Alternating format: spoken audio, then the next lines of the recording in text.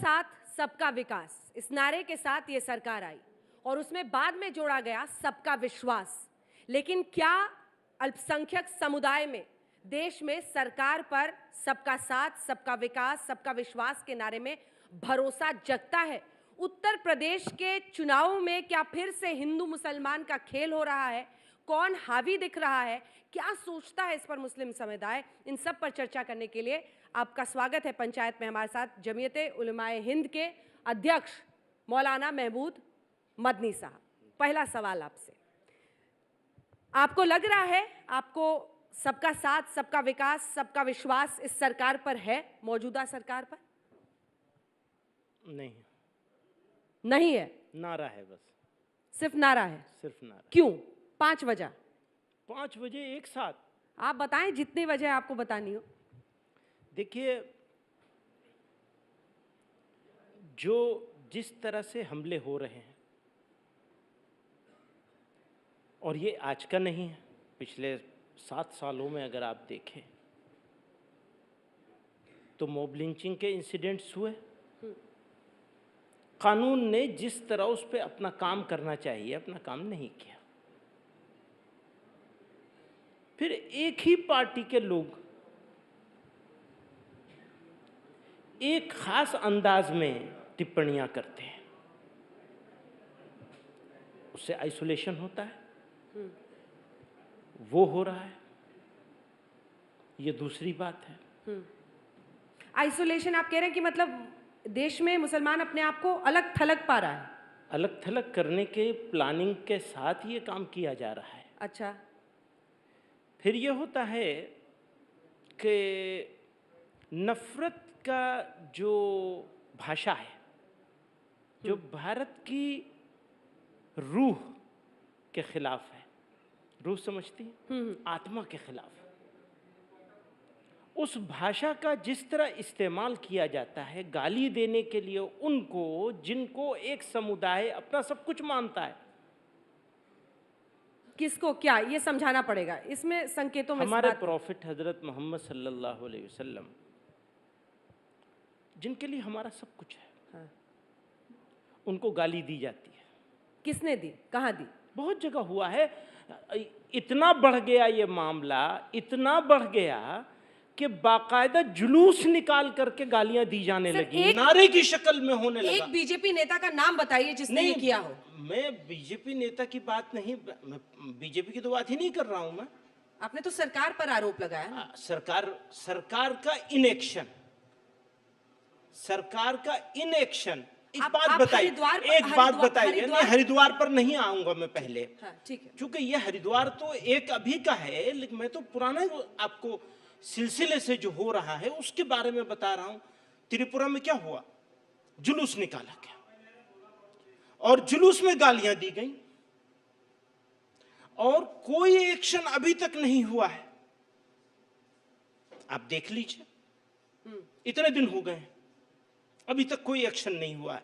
हमारा कहना क्या है, हम पहले से कहते चले आए, कोई भी समुदाय के लोग हो, अगर वो अभद्र भाषा का इस्तेमाल करेंगे किसी समुदाय के खिलाफ या किसी बरगुजीदा शख्सियत, हम लोग उर्दू में कहते हैं, यानी बड़ों के खिलाफ, किसी के भी बड़े के खिलाफ कोई भी करेगा, उस पर सख्त एक्शन होना चाहिए, वो कोई भी हो, चाहे मैं हूं चाहे कोई और। कुछ नहीं।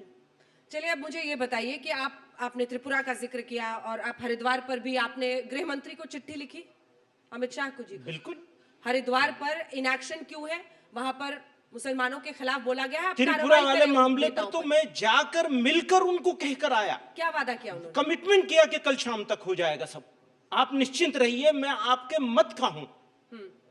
फिर जब बरेली में तौकीर रजा, मौलाना तौकीर रजा हिंदुओं के खिलाफ बोलते हैं, तब तो मदनी जी चुप रह जाते हैं। नहीं, दो बातें हैं इसमें। नहीं, आपने चिट्ठी लिखी क्या गृह मंत्री को? सर, वही तो मैं कह रहा हूं, वही मैं बताना चाह रहा हूं आपसे। अगर आप कंपेयर करेंगे दोनों की भाषाओं को तो जमीन आसमान का फर्क है। उन्होंने किसी को बुरा नहीं कहा है, किसी को गाली नहीं दी है, किसी के बड़े को गाली नहीं दी है, तो वो भी गाली देने लगते जवाब में। आप उसको देख लीजिए। नहीं, उन्होंने क्या कहा था? अगर आप मुझसे पूछेंगी तो मैं उनके बहुत सारे लफ्जों से असहमत हूं, उनके वर्ड्स, उनका स्टाइल, मैं उससे सहमत नहीं हूं। आप सॉफ्ट लग रहे हैं उन पे। नो नो नो, बिल्कुल सॉफ्ट नहीं हूं। आप कह रहे हैं कि मैं सहमत नहीं हूं। हाँ। पर एक गृह मंत्री को चिट्ठी इस पर भी लिख देते, ना, ना, फिर हम इस- मानते कि आप नफरत के नहीं खिलाफ नहीं हैं। नहीं नहीं, आप हिंदुओं के इसलिए खिलाफ देखिए नफरत या वो मुस्लिमों के खिलाफ आप दोनों नफरत को पर एक बराबर नहीं कर सकती हैं, कैसे क्योंकि सर? आप देखिए ना उनके अल्फाज क्या हैं। मैं तो exact quote निकाल मैं देती उनको हूँ। सपोर्ट नहीं कर रहा हूं। आप उनके अल्फाज, उन्होंने किसी और को कुछ कहा ही नहीं है, किसी को गाली नहीं दी है। मैं आपको सुनाती हूँ क्या कहा उन्होंने।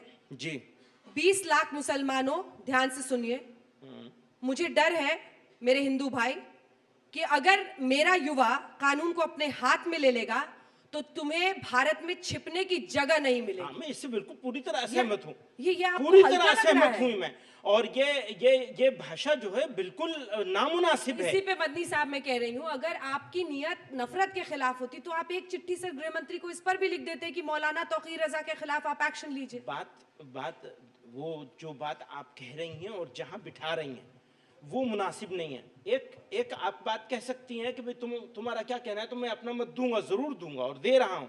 और मैं ये कहता हूं कि इस तरह के अल्फाज जो हैं वो इस देश में किसी कीमत पर गवारा नहीं किए जाने चाहिए, और इस पे जो धाराएं बनती हैं उसके खिलाफ एक्शन होना ही चाहिए, होना ही चाहिए। इसलिए कि गलत काम अगर कोई एक समुदाय या समुदाय के लोग, कुछ लोग करेंगे, बात सुन लीजिए, ये कुछ ही लोग हैं, ये भारत नहीं है। वो जो 80 बनाम 20 की बात हो रही है और उसको जिस कॉन्टेक्स्ट में देखा जा रहा है, मैं फिर कहता हूं, कोई 80 इस देश का 80 से भी ज्यादा सहिष्णुता, टॉलरेंस, शराफत, दूसरे को बर्दाश्त करना, भाईचारगी, इसमें मेरा देश दुनिया के दूसरे हिस्सों से आगे है। आप इसको पड़ोस पे मत रखिए, ना पड़ोस जैसा इस देश को बनने देना है। लड़ाई ये है, ये लड़ाई नहीं है कि कौन समुदाय होगा कौन होगा। तो अगर मौलाना साहब ने भी कोई बात कही है, जैसा कि आप बता रही हैं, ये वर्ड्स मैंने अभी नहीं देखे थे, अभी अभी आपसे सुने हैं, तो आप बता रही, मैंने उसको सही माना है और मैं उसको कंडेम भी करता हूँ, ये भी कहता हूँ गृह मंत्री को चिट्ठी को गृह मंत्री एक चिट्ठी लिखेंगे गृह मंत्री को। आप बिल्कुल आपके माध्यम से तो पहुंचाए रहे हैं बात, आप कहेंगे तो चिट्ठी भी भेज देंगे। हम मेरे कहने पे मेरी क्यों चिट्ठी लिखेंगे? को सुनता कौन है? अगर सुना होता उन्होंने तो मैं 100 चिट्ठियां और भेजता उन्हें। मुझे इन्वायरमेंट के बारे में भी बात करनी है, मुझे बेरोजगारी के बारे में भी बात करनी है, उसका तो मौका ही नहीं है किसी मुसलमान को इत्तेफाक से। भाई इसी का मौका रह गया कि वो हेट स्पीचेस के खिलाफ या हेट क्राइम के खिलाफ बोले या बस मुसलमान की बात करे। अच्छा, कोलकाता में पिछले महीने आपने जमीयत उलेमा हिंद का एक कॉन्फ्रेंस किया था और बोला कि मौजूदा सरकार में नफरत, हेट क्राइम्स जिसको कहते हैं, नफरत वाला जो अपराध है वो बढ़ा है। ये उनका वर्किंग कमेटी थी जमीयत उलेमा हिंद की, और वहां पर एक रेजोल्यूशन पास हुआ। हाँ। और उस रेजोल्यूशन में ये कहा गया है कि मुल्क में हेट क्राइम भी बढ़ गए हैं, और हेट क्राइम को काउंटर करने की जो जिम्मेदार एजेंसियां या जिम्मेदार लोग हैं, उन्होंने आंखें मूंद ली हैं, आंख बंद करके बैठ गए। तो क्या ये सीधे सीधे मौजूदा सरकार के खिलाफ मुस्लिमों को वोट करने का आह्वान है? नो, फिर से पूछती हूँ। नो, वोट तो से क्या कोई, ये? इससे क्या मतलब? अगर कोई रियलिटी होगी, अच्छा आप इस रियलिटी को मान रही हैं या नहीं मान रही हैं कि एक्शन नहीं हो रहा है, पहले आप बताइए मुझे। नहीं, अभी तक जो कार्रवाई वहां होनी है, ना तौकीर रजा के खिलाफ हुई है, ना हरिद्वार में आयोजकों के खिलाफ अंजना जी, हुई है। अगर दोनों जगह में नहीं हुआ। तौकीर रजा के किस्से को 3 दिन हुए हैं, 4 दिन हुए हैं, और उसके किस्से को महीना हो रहा है, तो वो अगर हो जाता तो इनकी हिम्मत ही नहीं होती कुछ करने की। आप समझिए, पर ये तो योगी मुल्क को सरकार कहां ने ले साफ जा कर रहे दिया है हैं, ना मुल्क सर। को कहां ले जा रहे हैं। 80% बनाम 20% की लड़ाई, वो तो चुनाव में क्लैरिटी से बोल रहे हैं। क्या आप उस क्लैरिटी से बोलने को तैयार हैं? क्या यही कि आप जो ये हेट क्राइम या मौजूदा सरकार इनएक्शन में है, नहीं कर रही है कुछ, तो बीजेपी के खिलाफ मुसलमानों वोट दो? बिल्कुल भी नहीं। मैं तो कहता हूं मुसलमानों को जहां जो सही लगे उसके साथ जाना चाहिए। ये क्या बात है कि बीजेपी के खिलाफ जाएंगे? क्यों जाएंगे बीजेपी के खिलाफ? अच्छा, और बीजेपी को भी मुसलमानों को लेने में क्यों परहेज है? आप दोनों नाव में पैर रख रहे हैं सर, कैसे होगा? एक तरफ आप कह रहे हैं कि उनके वक्त में घृणात्मक और तो नफरत उनको वाली ठीक करना है ना, घटनाएं हुई हैं, उनको ठीक करना है ना, खत्म थोड़ी करना है, ठीक करना है। हम उनको बता रहे हैं, सुझाव दे रहे हैं। अब आपका प्लेटफॉर्म जो इंडिया का सबसे बड़ा प्लेटफॉर्म है, उस पर बैठ करके भी उनको सुझाव दे रहे हैं कि भाई जो कमिटमेंट किया है उसको कि पूरा बीजेपी करें। के लिए वोट करो। नहीं, जो अगर मुसलमान को समझ में आता है तो उसको भी दे। ये क्योंकि उसको बीजेपी तो कहती है कि हमने ट्रिपल तलाक देखिए, ये जैसी बिल्कुल कुरीति के खिलाफ इस देश देखिए, में कानून लाया, एक हम पर विश्वास करो। एक बात है, मोटी सी, बिल्कुल सीधी सी बात है, मुसलमान को कभी भी किसी एक पार्टी को हर हाल में हराने के लिए वोट नहीं देना चाहिए। ये तहैया बड़ी नहीं बात कह करना रहे हैं। चाहिए। हाँ, मैं तो हमेशा कहता हूं इस बात को, आज और जोर से कह रहा हूं, अब आपके सामने बैठ के कह रहा हूं कि हम एक पार्टी को हर हाल में हराएंगे। ये क्या बात है? ये अलग बात है। पर वोट बटेगा तो बीजेपी को फायदा होगा, तब तो आप बीजेपी का ही काम कर रहे हैं। हाँ, ये भी आप कह सकती हैं आराम से। मेरे दोस्त लोग यही बात कहते हैं कि तुम तो बीजेपी की सपोर्ट लो। मैं बीजेपी की सपोर्ट की बात नहीं कर रहा हूं, मैं एक मोटी सी बात कह रहा हूं।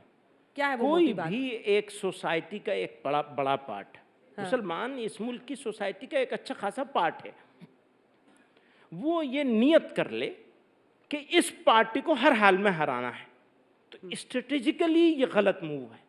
क्यों? क्योंकि जिसको ये तय कर लेंगे उसको हराना है, तो उसको तो हमारी जरूरत वैसे ही नहीं रह गई। हाँ, और जिसको जिताना है उसको भी हमारी जरूरत नहीं रह गई। तो ये तो बिल्कुल गलत मूव है। कहीं आप ओवैसी जी के लिए तो नहीं बैटिंग नहीं, कर मैं रहे हैं? सबकी बात कर रहा हूं। मैं तो ओवैसी जी का, बैटिंग किसके लिए कर रहे हैं? भाई सब ये ओवैसी जी बताइए। के लिए भी, अगर ओवैसी जी ने कहीं कोई अच्छा कैंडिडेट किया है, अच्छा परफॉर्म कर रहे हैं, तो उनको भी वोट दिया जा सकता है। वो एक अच्छे वक्ता भी हैं, अच्छे लीडर भी हैं, अच्छे लॉयर भी हैं, बैरिस्टर हैं।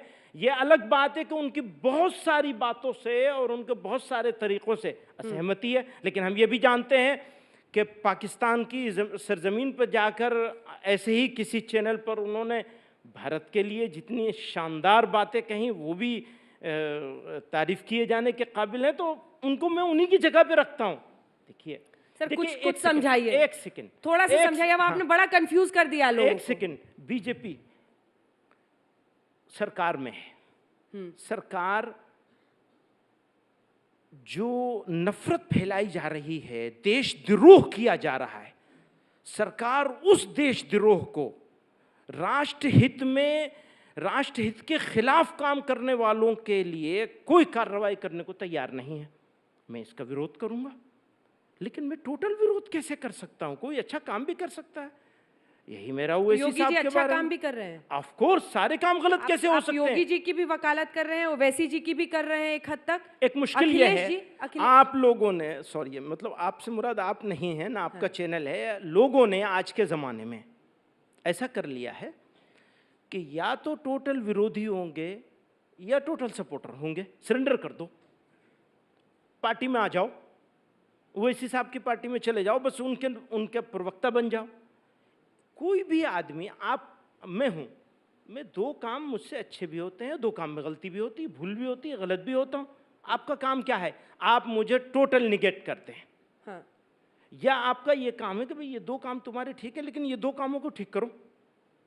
बात आपने पते की है सर, लेकिन वोट दो जगह नहीं दे सकते। वोट दो जगह नहीं दे सकते, वोट तो एक ही जगह देना पड़ता है। हाँ ठीक है। तो आप मुझसे पूछेंगी कि मुसलमान को, बीजेपी को हराना चाहिए, हर हाल में हराने के लिए इकट्ठा हो जाना चाहिए। ये संदेश तो फैलाया जाता है ना। कौन फैला रहा है? नहीं, आपको लोग पॉलिटिकल बोले होंगे पार्टीज तभी अपनी तो आपने सहूलत बोला। के लिए, पॉलिटिकल पार्टीज अपनी सहूलत के लिए कर रही हैं। बीजेपी को भी इसमें फायदा है, पोलराइज करने का मौका मिलता है। ये तो सारे इकट्ठे हो गए, ये किंग मेकर बन जाएंगे मुसलमान। पोलराइज कर लेंगे इस बहाने से, तो फ्री में कर लेंगे। मुसलमान वोटर को फिर क्या मिलता है? क्या मिलता है उसको? गालियां मिलती हैं, शर्मिंदगी मिलती है, नफरत मिलती है। नहीं, अखिलेश यादव, इस बार कहा जा रहा है कि एनमास मुस्लिम वोट बैंक जो है वो समाजवादी पार्टी की तरफ में जाएगा। जिन्ना का नाम लेने का फायदा मिलेगा? और क्यों ना, वो ना, ये ना, मानते हैं कभी कि नहीं देश हो का सकता। मुसलमान देखिए, जिन्ना परस्त है? अगर मुसलमान का, भारत में बसने वाला मुसलमान, अंजना जी, भारत में रहने वाला मुसलमान बाई चांस इंडियन नहीं है। भारत में रहने वाला मुसलमान बाई चॉइस इंडियन है। जिन्ना को तो सन 47 में, उससे पहले सन 46 में, सन 42 में रिजेक्ट किया इंडियन मुस्लिम्स ने। इंडियन मुस्लिम्स की मेजोरिटी ने रिजेक्ट किया है। ये तो आप समझा रहे हैं, पर जिन्ना का नाम अखिलेश जी ने क्यों लिया? कुछ तो सोच रही होगी। ये तो वही बताएंगे। कुछ तो सोच रही ये होगी तो ना वही उनकी। बताएंगे कि अडवाणी जी ने क्यों लिया था, जसवंत सिंह ने क्यों लिया था और इन्होंने क्यों लिया, ये वही बताएंगे। आपको क्या लगता है किस नियत से लिया? मुझे तो ऐसा लगता है कि पता नहीं, वो आउट ऑफ कॉन्टेक्स्ट अगर हो रहा है, मैंने उसको बहुत ज़्यादा फॉलो नहीं किया, लेकिन मोटी सी बात है, जो आप कह रही हैं उसको सही मान लेता हूं मैं। तो बेवकूफ़ियाँ, कोई लेना देना नहीं है। जिन्ना साहब में भी कुछ अच्छाइयाँ भी होंगी, लेकिन हमारे लिए तो बेकार है ना वो तो कुल्हाड़ी मार के चले गए, तो उनसे हमारा क्या लेना देना है। अच्छा, योगी सरकार। अच्छा, और वो अखिलेश यादव एक इंडिपेंडेंट पॉलिटिकल पार्टी के सीनियर लीडर हैं, हो सकता है उनको कोई बात उनकी अच्छी लग रही हो वो करें, उससे मुसलमान को क्यों जोड़ा जा रहा है, मुझे इस पर भी एतराज़ है, आपत्ति है। मुसलमान से क्यों जोड़ रहे हैं कि मुसलमान का वो करने के लिए लिया जा रहा है? बहुत से लोगों की तारीफ कर सकते हैं, आजकल लोग गोडसे साहब की तारीफ कर रहे हैं, मैंने साहब जानबूझ के लगाया क्योंकि मैं सबके साथ साहब लगाता हूँ, उसमें लोग वही मैं नाराज सोच रही थी, आपने गोडसे साहब कह दिया। हाँ, जो सबके साथ लगाता हूँ, मोदी साहब हैं, गोडसे साहब हैं, जिन्ना साहब हैं, मैं क्या कहूँ, लोग खफा भी होते हैं इस बात पर। हत्यारे को हत्यारा कहने में डर हाँ लगता नहीं, है? कोई डर नहीं है, कोई डर नहीं, लेकिन लोग नाम ले रहे हैं ना, उनका नाम ले रहे हैं ना, और खूब गर्व के साथ नाम लिया जा रहा है।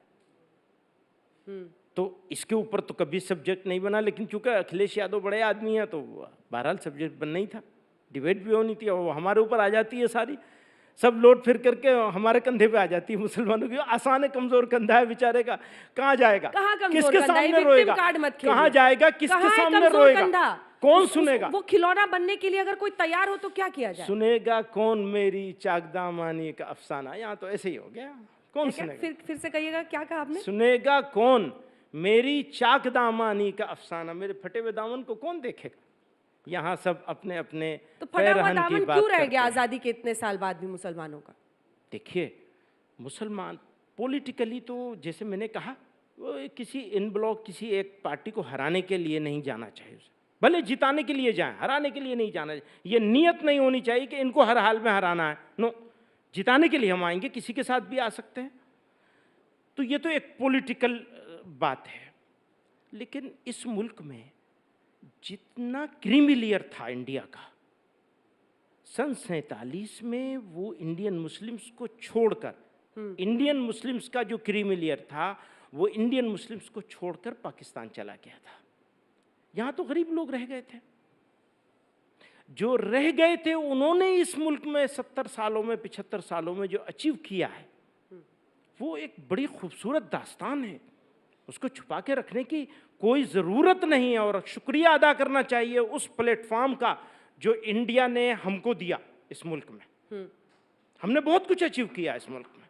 भारत का मुसलमान इस इंडियन सब कॉन्टिनेंट के मुसलमानों से किसी तरह कम नहीं है, ज़्यादा ही है। बदकिस्मती से पॉलिटिकल रीजन से पॉलिटिकल पार्टीज ने एक खास सोच के तहत डिमोनाइजेशन का काम शुरू किया और हम लोग भी उसमें हिस्सा बन जाते हैं। तो अभी तो जैसे बाजार गर्म है, अंग्रेजी का शब्द आपने बोल दिया तो अपने दर्शकों को समझा दें। आप जो डिमोनाइजेशन कह रहे हैं, मतलब आप कह रहे हैं कि बदनाम करके, नक्कू बना को बदनाम कर दिया ना, नक्कू बना करके रख दिया गया। अभी तो आज तो नक्कू बना हुआ है मुसलमान। हाँ। लेकिन क्या वजह है? वैसे हर जगह यही बोलते हैं कि आप में से एक कोई भी मुस्लिम लीडर आज तक ऐसा मुसलमान नेता बड़ा यहाँ पर नहीं हुआ, जबकि सभी, चाहे वो अपना दल हो, अन्य अन्य पार्टियों का वो नाम लेते हैं, राजभर साहब की पार्टी, ओपी राजभर, सब अपने अपने समुदाय के लिए काम कर रहे हैं, वो उसी समुदाय से निकलता है। लेकिन मुस्लिम समुदाय में ऐसा कोई राजनेता जो सशक्त हो, जिसकी धाक चलती हो, वो नहीं बना। क्यों? देखिए, पॉलिटिक्स जो है उसको, मेरा मानना ऐसा है, हमारे देश में कम से कम हमें पॉलिटिक्स को रिलीजन से अलग रखना चाहिए। जब आप मजहब की बुनियाद पर पॉलिटिक्स करेंगे और पॉलिटिकल पर्पस से धर्म का उपयोग करेंगे, ये मेरे देश के सोशल फैब्रिक को, इसके समाजी ताने बाने को कमजोर करेगा। अब आप बैरिस्टर साहब की बुराई कर रहे हैं, ओवैसी साहब। पता नहीं किसकी बुराई कर रहा हूं, अभी थोड़ी देर में आप कहेंगे बीजेपी की बुराई कर रहे हैं। मुझे लगता है आप डिप्लोमेटिक है। नो, आप नो, बिल्कुल नहीं। आप चाह रहे हैं एकदम डिप्लोमेटिक नहीं हूं, एकदम डिप्लोमेटिक नहीं हूं, सीधा साधा बात है। धर्म को न इधर वालों को न इधर वालों को, धर्म को सियासत से, राजनीति से अलग रखना चाहिए। इस मंच से आपका संदेश यही है कि आप किसी को हराने के लिए वोट मत कीजिए, आप देखिए कि कौन अच्छा कैंडिडेट है और वोट कीजिए। आपको लगता है कि इस तरह से वोटिंग होगी या मुस्लिम समुदाय वोट करेगा? पता नहीं क्या होगा, हो सकता है कहीं सिचुएशन ऐसी भी हो जैसा मैं कह रहा हूँ, और कहीं सिचुएशन इसकी उलट भी हो, क्योंकि सूरत हाल ऐसी हो गई है, लोग इस तरह कंफ्यूज्ड हो गए हैं और इस तरह परेशानी में हैं कि वो क्या फैसला करेंगे मुझे नहीं मालूम है, लेकिन मेरी एक ओपिनियन थी, वो मैंने दी है आपको। क्या परेशानी आपसे लोग अगर शेयर करें, क्योंकि आप बार बार उस परेशानी का जिक्र कर रहे हैं, आप आइसोलेशन का जिक्र कर रहे हैं कि अलग थलग कर दिया गया वही है। मैंने कहा, क्या कहते हैं लोग आपसे? नफरत बढ़ाने की खिलवाड़ हो रहा है। नफरती तत्व जो हैं वो चाहे थोड़े से हों, अब वो वोकल हैं, वो जोरदार हैं, उनकी सुनी जाती है, और गवर्नमेंट का इनएक्शन है, खामोश बैठी है, सुनवाई नहीं हो रही है। भाई कानून, भारत का जो संविधान है उसके तहत जो कानून मौजूद है उस कानून के मुताबिक एक्शन होना चाहिए। ये तो पर योगी जी तो कहते हैं कि देखिए हमारे राज्य में एक भी दंगा नहीं हुआ। क्या गलत कह रहे हैं वो? अच्छी बात है, इसीलिए मैंने कहा कि सबने कुछ न कुछ कह रहे हैं सबको अनुशासित रखते हैं, कंट्रोल में रखते हैं। कंट्रोल में भी रखते हैं, और उसके बाद जब मॉब लिंचिंग होती है तो उसके खिलाफ कार्रवाई भी नहीं करते, मॉब लिंचिंग करने वालों के खिलाफ। तो ये दोनों बातें हो रही हैं। वो तो कह रहे हैं मुस्लिम समुदाय में हम सबका साथ सबका विकास, घर उसको पक्का मिलेगा तो घर उसको भी हम धर्म देख के घर नहीं देते हैं। ये सही भी हो सकता है और इसको वेलकम किया जाना चाहिए। नौकरियों में अगर बराबर अवसर मिले काबिलियत की बुनियाद पर तो इसको वेलकम किया जाना चाहिए। ट्रिपल तलाक कानून के खिलाफ जो कानून सरकार लाई उसको भी वेलकम करते हैं आप? देखिए, मैं उसके बारे में भी हमारा बहुत क्लियर मत है बिल्कुल। अगर आप ये समझती हैं कि इसके लाने से पोजीशन चेंज हो गई है तो ये आपकी गलतफहमी है। इसके लाने से कोई पोजीशन चेंज नहीं हुई है, अलबत्ता कहने का मौका मिल गया कि हमने ये कर दिया, वो किया कुछ नहीं है, हुआ कुछ नहीं है, उसका असर धरातल पे क्या होगा? वो कानून तो आ गया, कानून आने से फायदा क्या हुआ? जो इस देश में मौलानाओं ने इतने साल तक कुछ नहीं किया, जो महिलाओं का उत्पीड़न हो रहा था ट्रिपल तलाक के नाम पर, इंस्टेंट तलाक देते थे, अभी भी हो रहा है। तो आप रिपोर्ट कीजिए। किसको रिपोर्ट करेंगे? कौन सुनेगा? सुनता कौन है? जिस चीज की रिपोर्ट करते हैं उसी को नहीं सुना जाता तो उसको कौन सुनेगा? कैसे इम्प्लीमेंटेशन में क्या दिक्कत आ रही है? देखिए, मेरा जो आपका अनुभव बता, मेरा जो एक मत है वो बिल्कुल साफ है कि भारत के संविधान के निर्माताओं ने एक कमिटमेंट किया है। आप उस कमिटमेंट को मत तोड़िए किसी भी इशू को लेकर के, किसी भी तरह से। लोगों को उनकी मर्जी के मुताबिक जिंदगी गुजारने दीजिए, यही रियल इंडिपेंडेंस है। आप इस इंडिपेंडेंस को खत्म मत करिए। समाज में जो बुराइयां हैं, जैसे क्या बात ट्रिपल तलाक देना, अब उसी पे आ रहा हूं ना। अब आप सुनेंगे नहीं तो फिर अब वो मेरी बात को, छोटी छोटी बात को पकड़ेंगी तो मेन मुद्दे पे कैसे पहुंचेंगे? ऐसा हुआ, आपने जो समाजी बुराइयां हैं वो मुसलमानों में भी हैं और समाज के हर वर्ग में हैं, मुसलमानों में भी हैं, हिंदुओं में भी हैं, सब जगह बहुत सारी समाजी अलग अलग तरह की बुराइयां हैं। जहेज की प्रथा या डिस्क्रिमिनेशन है जेंडर बेस। ठीक है, मैं इसका जवाब दूं? जेंडर बेस, बस मेरा कंप्लीट हो जाए तो आपके तो सारे जवाब ही जवाब है। जेंडर बेस्ड डिस्क्रिमिनेशन है, समाज में मौजूद है, एक सच्चाई है समाज की। इसको दूर करने के लिए समाज की जिम्मेदारी पहले होती है। कानून एक काम करता है। 1971 से पाकिस्तान में कानून बना हुआ है, यही वाला जो मोदी जी ने अब बनाया है। बांग्लादेश में बना हुआ है, कई मुस्लिम देशों में। हाँ, लेकिन कोई हालत में कोई चेंजिंग नहीं आई है। हालत में चेंजिंग के लिए समाज को खुद जागरूक होना पड़ेगा। हत्या के खिलाफ भी कानून है सर, तो हत्या रुक थोड़ी जाती है। हाँ, ठीक, लेकिन कानून तो बना के रखेंगे ना। Of course. सारे मौलाना मैदान में कूद गए कि कानून ही गलत है, गलत मंशा से लाई गई। आप मुझे बताइए, चाहे वो सती प्रथा हो, चाहे दहेज हो, सबके खिलाफ कानून है ना। हाँ, ठीक है। खिड़की दरवाजे तो हर धर्म को खोलने होंगे, रिफॉर्म के लिए तैयार रहना होगा। वो ठीक है, क्योंकि अशिक्षित बनाए रखो, घरों में सीमित रखो, एक बात बताइए, अंधेरे में रखो। एक बात बताइए, आपको तो खुल के समर्थन करना चाहिए। सती के खिलाफ जब कानून बनाया गया तो समाज को इन्वॉल्व करके बनाया गया या समाज को इग्नोर करके बनाया गया? समाज को अलग करके बनाया गया, या समाज के लोगों को सबको जोड़ के कितने सारे वो देखिएगा 70 साल तक किसी को समझ ही नहीं आया सर। आप लोग सब बैठे थे, किसी को समझ ही में नहीं आया कि इसको ठीक करने की इसको जरूरत है। ठीक करने की जरूरत है। कानून, मैं वही बात कह रहा हूँ कानून कि तो लाना ही पड़ेगा ना। कानून के जरिए से, ऑफ कोर्स कानून के यहाँ से जरिए से आप रास्ता कुछ कर उठाइए, सकते अब आपके लेकिन हाथ में भी कोई होता नहीं, कानून है। मसला हल नहीं होता है। प्रॉब्लम क्या है, मसला हल नहीं होता है, उल्टे आपने कटघरे में खड़ा कर दिया। जिस अंदाज से लेकर के आए, जिस अंदाज से मीडिया पर बहसें चली हैं और जिस अंदाज से उसको पेश किया गया, तो पूरी कम्युनिटी ने ये फील किया कि आपने उनको आइसोलेट किया है। आइसोलेट करने के लिए लाया गया उसको, वो भी एक पार्ट है। मैं उस जमाने में भी आपके यहाँ शायद एक डिबेट में मुझे मौका मिला था कहने का, आप मौजूद थी। मैंने कहा था वे ऐसा कर दिया जैसे हर घर में तलाक़ें हो रही है, हर मुसलमान मर्द अपनी औरत को तलाक दे रहा है, हर घर में कोई ना कोई। भैया आप तलाक का रेशो तो उठा के देखिए कि किस सोसाइटी में ज्यादा तलाक हो रही है, किस सोसाइटी में कम हो रही है। ये आप उठा करके देख लीजिए। मुझे मालूम होता है जिस पर आप बहस करेंगे तो मैं लेके आता। और किसी दिन, क्योंकि इसी के बनाम पर बीजेपी कहती है कि हमें महिलाओं ने वोट किया और महिलाएं जो अच्छी बात वो है, हमारे लिए वोट अब करती है। इसलिए किया हो या किसी लिए किया हो, मुसलमानों कि आप जैसे मौलाना तो नाराज है, मुसलमानों को जो कट्टर है वो गुस्से में है, लेकिन महिलाएं खुश हैं। मुसलमानों को मैं यही कहता हूँ अच्छी बात है। अगर ये हो रहा है तो ये अच्छी बात है। किस वजह से हो रहा है ये मुझे नहीं मालूम, लेकिन आप कह रही हैं कि महिलाओं ने यानी मुसलमानों के एक पार्ट ने, मैं नहीं कह रही, बीजेपी का दावा है। अच्छा, अब बीजेपी का दावा है तो उसको मैं क्या कहूंगा बीजेपी के दावों के ऊपर। लेकिन ये अच्छी बात है कि भाई चलो कुछ तो दे रहे हैं, ये मान लिया उन्होंने कि कुछ दे रहे हैं। वरना वो तो ये कहते हैं, उन्होंने हेमंत बिश्व शर्मा ने कहा कि मियाँ के वोट हमको नहीं चाहिए, मियाँ का वोट नहीं चाहिए हमको, घर जाओ अपने। तो ऐसा भी है।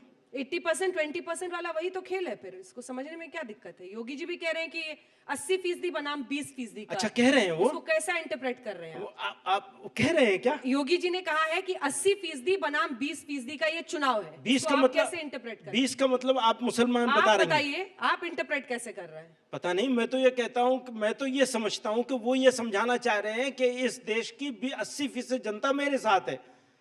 और अगर वो ये नहीं कह रहे हैं और जो आप कह रही हैं वो मतलब है, तो ये तो मतलब इससे ज्यादा निंदा करने की कोई बात हो ही नहीं सकती है। ध्रुवीकरण की पॉलिटिक्स तो होती है मदनी जी, ये आपको भी पता है। ये समाजवादी पार्टी को भी सूट करता है, वो चाहते हैं कि मुस्लिम वोट हमारी तरफ आए, और दूसरी तरफ ये बीजेपी को भी सूट करता है। इसमें रोड मैप क्या है? अंतिम के 2-3 सवालों की तरफ हम बढ़ रहे हैं। इसमें देश का जो मुस्लिम है वो अपने आप को सिटीजन बनकर इस देश में जिए या मुस्लिम और हिंदू समझकर? मैंने कहा कि राजनीति में फैसले राजनीतिक लोगों को भी और पब्लिक को भी धर्म से अलग करके करने चाहिए। राजनीतिक हिसाब से फैसले करने चाहिए, धार्मिक हिसाब से फैसले नहीं करने चाहिए। धर्म धर्म की तरह है, धर्म की जगह पर है। और जब धर्म को राजनीति से मिलाया जाएगा तो वो अधर्म हो जाएगा। आप लोग डराते रहेंगे ऐसे कि देखो हेट क्राइम हो रहा है, देखो तुम्हें आइसोलेट किया जा रहा है, तो फिर तो हम डरा रहे हैं। ये आप ही कह रहे हैं कि हेट क्राइम बढ़ गया अच्छा, है, आपको नहीं मालूम है, आपको आइसोलेट हो गया। नहीं, मैं तो पूछ रही हूँ जो संदेश आप लोग देते हैं। अंजना जी आवाज नहीं उठाएं। जमीयत उलेमाए हिंद की बात लोग सुनेंगे ना, तो आप क्या संदेश देते हैं? अंजना जी, अगर मैं अपनी सरकार से और अपने देश के साथियों से, अपने भाइयों से ये कहूँ कि सिचुएशन को वहाँ ले जाया जा रहा है, तो ये डराना हो गया। अगर ये डराना हो गया तो मैं क्या करूँ? मुझे बताइए। मैं इस देश का नागरिक हूँ और मुझे भारतीय होने पर और अपनी राष्ट्रीयता पर गर्व है। मैंने चूज़ किया इंडिया को, मैं क्या करूँ? मुझे बताइए। अगर ये डराना है तो फिर मेरा करने का काम क्या रह जाता है? मेरे रसूल को गाली दी जा रही है और जुलूस निकाल के दी जा रही है, मुझे क्या करना चाहिए? मैं भी गाली देने लगूँ? ये एक ऑप्शन है। दूसरा ऑप्शन है कि पब्लिक को इकट्ठा करूं और ज़ोर ज़ोर से चिल्ला करके कहूं कि देखो ये बर्दाश्त नहीं होगा, बिल्कुल मंजूर नहीं है, ये बुरा है। या ये है कि मैं कम से कम एक लेटर भेजूं और लोगों से कहूं अपना यहाँ रेजोल्यूशन पास करूं, ये तो मिनिमम है।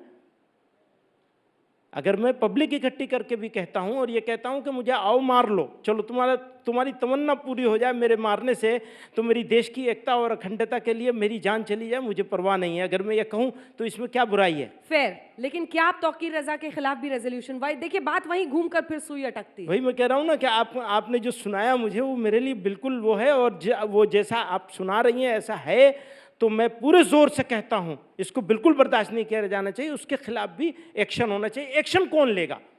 ना आप ना मैं। सवाल यही है ना कि देखिए, तौकीर रजा टाइप के लोग जब इस तरह की बात करते हैं तो वहां पर भी उतनी तालियां बजती हैं, उतने ही माइंड्स को, ब्रेन्स को वो इन्फ्लुएंस कर रहे हैं। ये तो बड़ी गंभीर चिंता का विषय होना चाहिए सबके लिए। वो आप सिर्फ दोनों तौकीर तरफ। रजा के मामले के ऊपर आप बात कर रही हैं ना, आपने तो नहीं, आज ऐसे अनेकों बयान पिछले दिनों के कई लोगों के हैं, अब इकट्ठा करके उनकी लिस्ट यहाँ नहीं है, लेकिन सवाल यही है कि नॉन पार्टिजन होकर इस पर बोलना होगा। हाँ, कि चाहे इधर हो उधर हो, दोनों में मैं मदनी देखिए, साहब को एक आतंकवाद चिट्ठी की लिखनी बात है, चाहिए। मदनी जी एक चिट्ठी लिखिए। आतंकवाद की बात है तो हमारी ऑर्गेनाइजेशन ने पूरे इंडिया में पब्लिक को इकट्ठा करके बड़े बड़े यानी मिलियन लोगों के को लेकर के आतंकवाद का विरोध किया। आपको मालूम है, आतंकवाद का विरोध पूरी दुनिया में अलग अलग जगहों पर हुआ है, लेकिन जैसा भारत में हुआ ऐसा कहीं नहीं हुआ कि मिलियन लोग सड़क पर आए हों। दिल्ली, हैदराबाद, बेंगलोर, कलकत्ता, मद्रास, कोई शहर बड़ा ऐसा नहीं था जो बचा हो, और मुसलमान थे वो आने वाले। ये हमने किया है। हमने टू नेशन थ्योरी को अपोज किया है।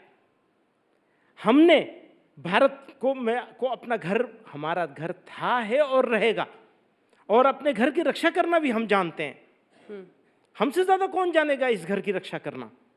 हमने तो इस्लाम के नाम पर बनने वाली स्टेट को रिजेक्ट करके इंडिया को चूज किया है। वो इस्लाम के नाम लेकर के बना रहे थे। आप देखेंगे। नहीं, ठीक है, एक आखिरी सवाल, उसका एक छोटा सा जवाब दे दीजिए। ठीक।